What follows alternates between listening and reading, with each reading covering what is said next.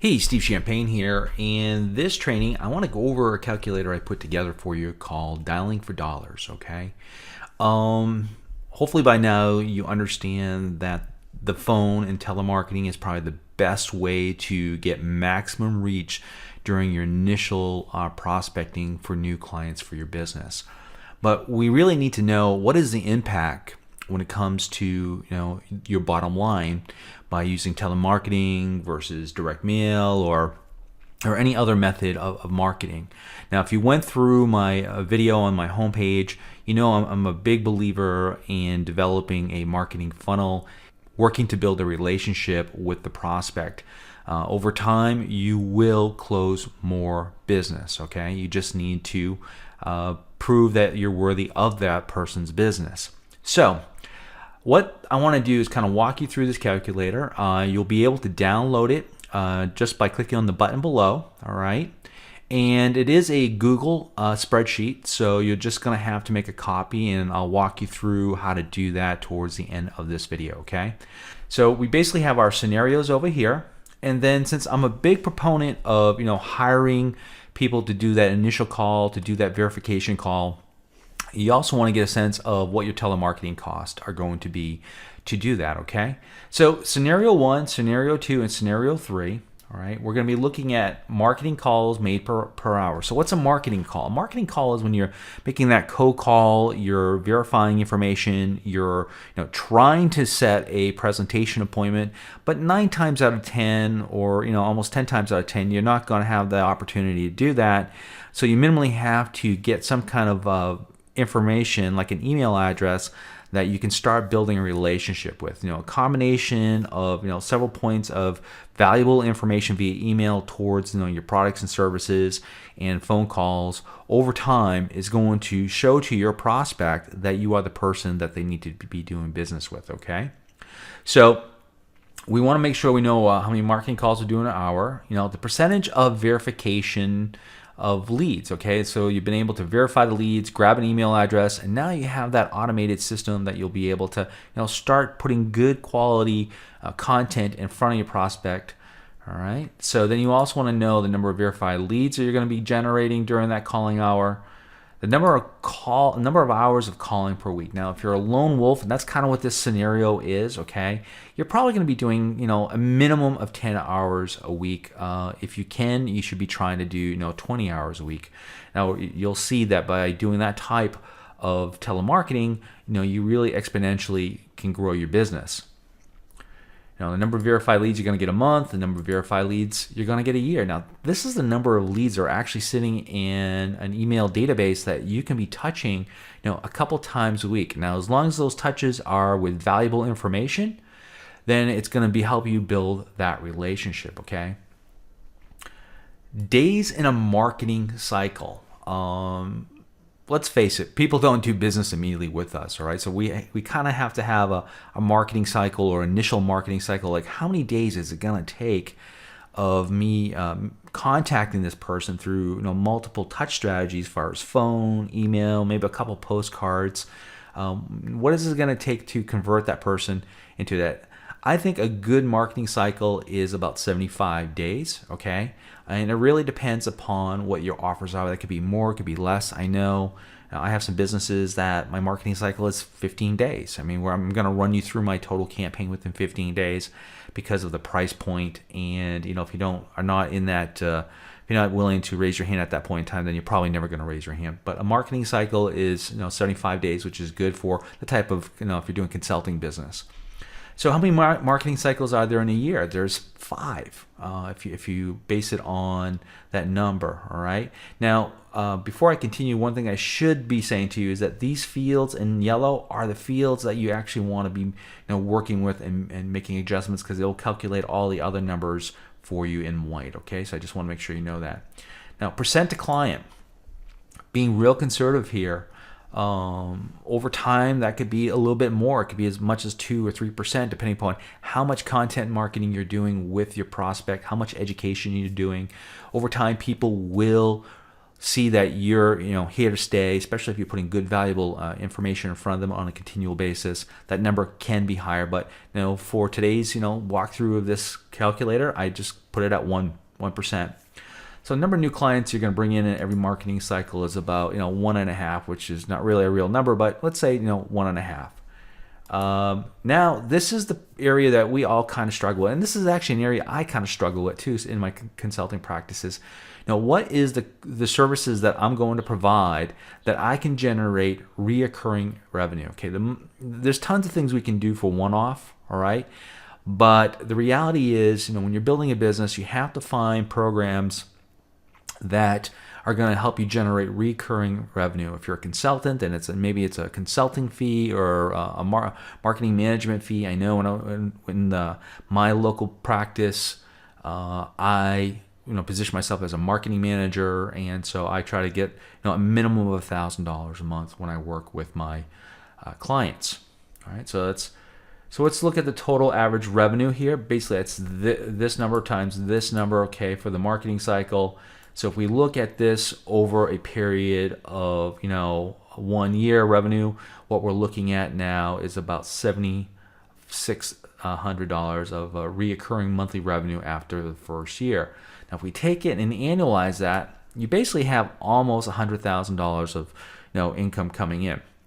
Now, if you're a lone wolf and you don't have a lot of overhead, that's good, that's fine. But the reality is, your business is still at a place where it could be adversely affected by the number of clients. 8 clients is really not a lot of clients. I know I've been personally in situations like this where I had just a handful of clients, and if you lose one, it really adversely affects your business. So you really want to put some insulation into your business by getting more clients, okay? But with more clients comes more overhead. So let's look at the gross margin now, okay? Now, gross margin is what you're going to make from your revenue, all right? So in this scenario, I'm using digital display advertisement, okay, where there's typically a 50% margin. So if I charge a client $1,000 a month, I'm probably looking to make $500, all right? So revenue after fulfillment is roughly $45,000 in revenue. Now, we need to take some of that out and put it back into our own marketing, our own overhead. 10%. Reality is 10% is not a lot with a small revenue, okay? You probably should be looking to put 20% to 30% of that number back into your business. So as you can see in scenario number 1, it's really hard to get any real momentum. I mean, you're making some money, but you're just getting a little bit of momentum, okay? So, we want to back out some marketing and overhead budget. So you have net income after your marketing and overhead expenses of roughly about $41,000 in scenario 1. All right. Okay, your annualized reach, that means like the total numbers of phone reaches that you did is roughly about 6,400. Okay. Now here's the number I want you to, this is the reason why I call this the dialing for dollar calculator, because you want to know what your dollar, for every time you decide to pick up the phone or you have someone pick up the phone for you, what is the value of that, okay? When it comes to email, we want to know what's called our earnings per click, or something like that. It's you want to know this value. So this is how it will calculate your value for you. Now, this number is really directly tied to this number, okay? So as this number goes up, this number actually will go up too. So how do you generate more revenue? Well, you need to do more volume, all right? Now, in scenario 1, what we're looking at is you just having a calling list and picking up the phone and making a phone call, all right? Not having a system, not having a piece of software to help you do more volume. The trick here is more volume. When you can't get this number up, what you need to do is get more volume going through your business. And the way you do that is to leverage your business with technology first and then labor. All right. So in scenario number 2, what we're going to look at is you using technology, i.e. my virtual caller, all right, to boost your prospecting to 3 times what you would normally be doing, or 2.5 times you normally would be doing with no software whatsoever. Okay. So when we do that, all of a sudden the numbers kind of change. Okay, they change dramatically. I mean, you're almost going to make, keeping all things the same, you are going to make close to 2.5 times more revenue when it's all said and done. All right. Now, instead of, I'm just going to take some key points here because I want to keep this video not too long.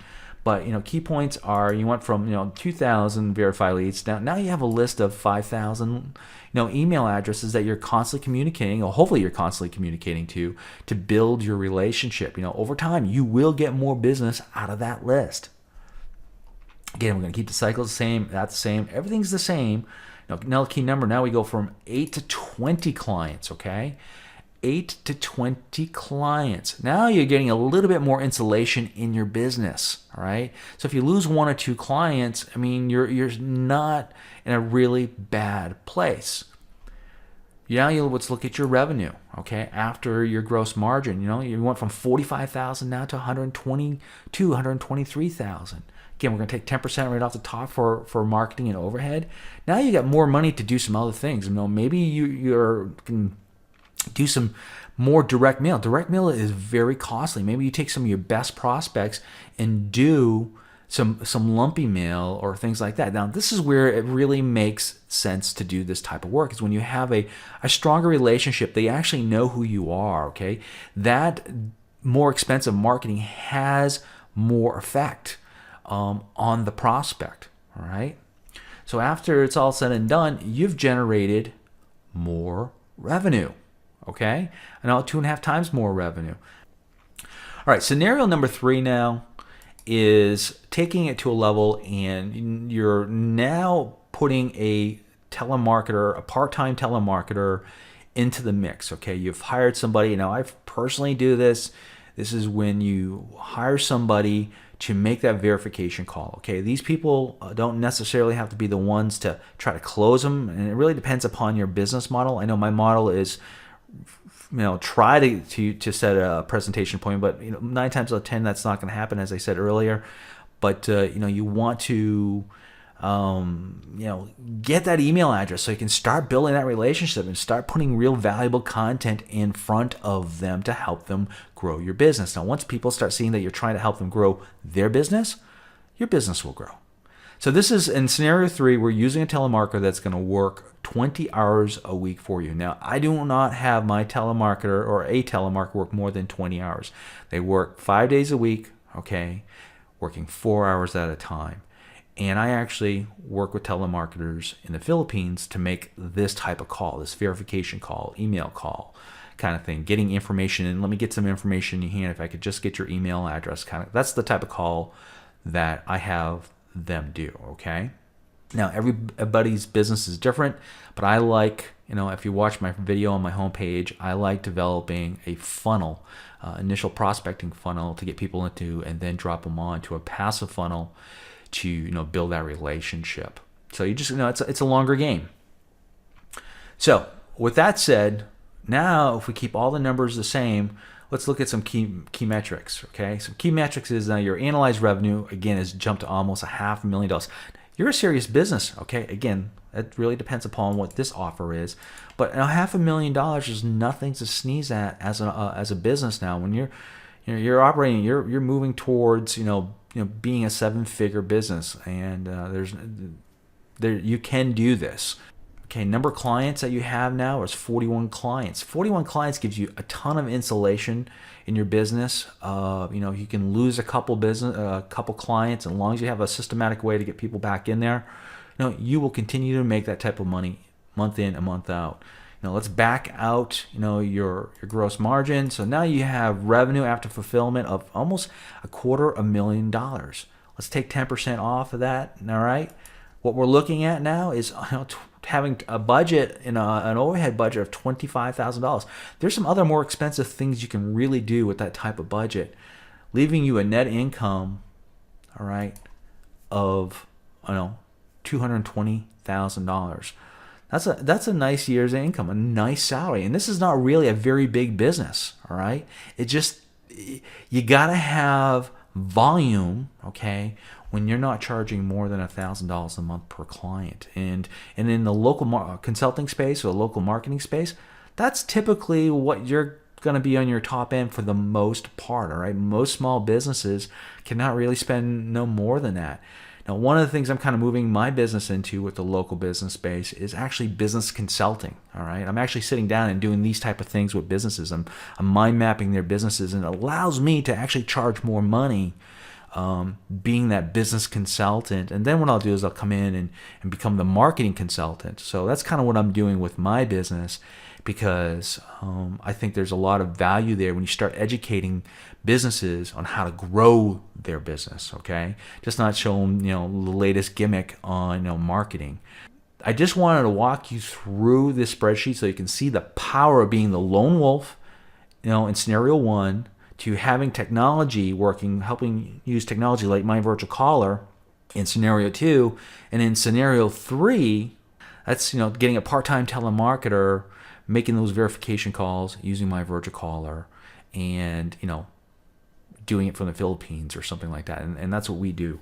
So I'm going to wrap this video up. We're getting on roughly about 17 minutes here. I do want to talk to you a little bit about this, and that is the telemarketer cost calculator. So I put this in here so you could get a sense of what would be your telemarketing costs associated with scenario 3. Okay. And again, you have to make some manual manipulations. So for case in point, let's say you really are you're moving now and you want to put on 4 people. You want to put on 4 people, so that'd be 80 hours a week in telemarketing, right? Well, you need to come up to here and go, we're doing 4 people now. We get 80 hours a week of telemarketing. I get four Filipinos working for me. Now, what's my telemarketing cost for the year, right? Well, my telemarketing cost now is $23,000, of which that's going to come right off that number right there, still leaving you plenty of money, all right, to put back into your business from a marketing and overhead point of view. Maybe you have an assistant at this point.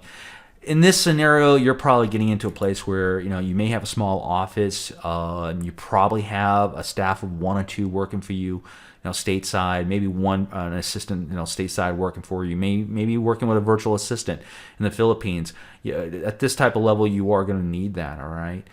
As you can see, once you're able to reinvest back in your business, you really can grow your business. This puts you at being a $2 million a year business under this scenario. Okay.